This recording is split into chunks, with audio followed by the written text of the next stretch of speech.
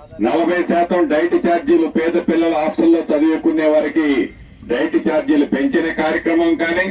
Cosmetic ఛార్జీలు 200% పెంచిన కార్యక్రమం కానీ, ఇలా చెప్పుకుంటూ పోతే రోజంతా చెప్పే కార్యక్రమం, మంచి కార్యక్రమం ఈనాడు ఈ ప్రభుత్వం చేస్తూ, ఆనాడు ఏదైనా 1-2 మంచి కార్యక్రమాలుంటే ఆ ప్రభుత్వం చేసింది అది తీసేస్తామని ఎక్కడా తీసేయలే. ప్రజలు నచ్చే మెచ్చే కార్యక్రమం అరా కొర ఆనాటి ప్రభుత్వం ఏదైనా చేస్తే అది చేస్తూ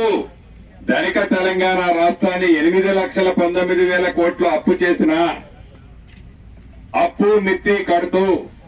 సంక్షేమ కార్యక్రమాలు వాళ్ళు ఆనాడు 1-2 చేస్తే ఈనాడు 8-10 పేదవాళ్లకి ఈ ప్రభుత్వం అందిస్తుంది.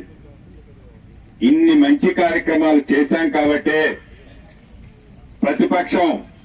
ప్రతిపక్ష పాత్ర పోషించకుండా సోషల్ మీడియాని ఆధారంగా చేసుకుని కళ్ళబల్లి మాటలు చెబుతూ, కాకి కబుర్లు చెబుతూ ప్రజల్ని రెచ్చగొచ్చే విధంగా ఏవైతే ప్రవర్తనలు చేస్తున్నారో, ఎంత చేసినా అది పట్టణ ప్రాంతాల్లో కానీ పల్లెల ప్రాంతంలో కానీ ఏ ఎన్నికలు వచ్చినా ప్రజలు ఈ ప్రభుత్వాన్ని దీవిస్తుంది అంటే మంచి చేశాం కాబట్టే, ఇచ్చిన మాటను నెరవేర్చాం కాబట్టే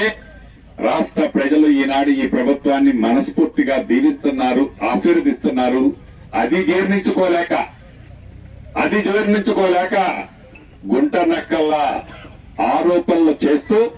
పెద్ద చిన్న తేడా లేకుండా మాట్లాడుతూ, ముఖ్యమంత్రి అనే ఆలోచన ఇంగిత జ్ఞానం కూడా లేకుండా మాట్లాడుతున్న నాయకులకి గతంలో బుద్ధి చెప్పారు,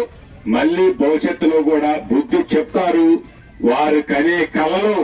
తెలంగాణ ప్రజలు కలల్లాగానే ఉంచుతారని కూడా ఈ వేదిక మీద నుంచి వారికి మరొకసారి తెలియజేస్తున్నాను.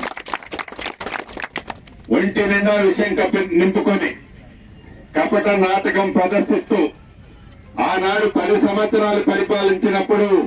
పేదవాడి పట్ల వాళ్ళకి లేని ప్రేమ అభిమానాన్ని ఇవాళ వరకపోస్తూ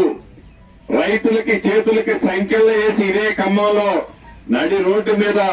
నిస్సిగ్గుగా ఆనాటి ప్రభుత్వంలో నడిపించింది మర్చిపోయి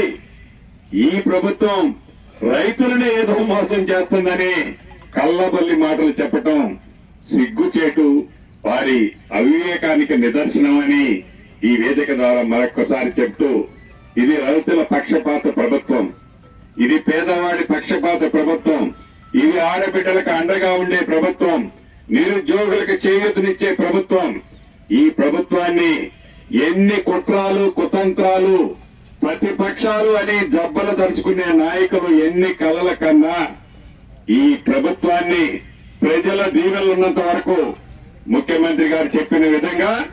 మళ్లీ వచ్చే ఎన్నికలే కాదు, ఇంకా 4 ఎన్నికలు వచ్చినా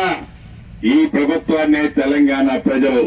ఆశీర్వదిస్తారు, దీవిస్తారని మనస్ఫూర్తిగా కోరుతూ, రైతులకి ప్రత్యేకంగా చెప్పేది,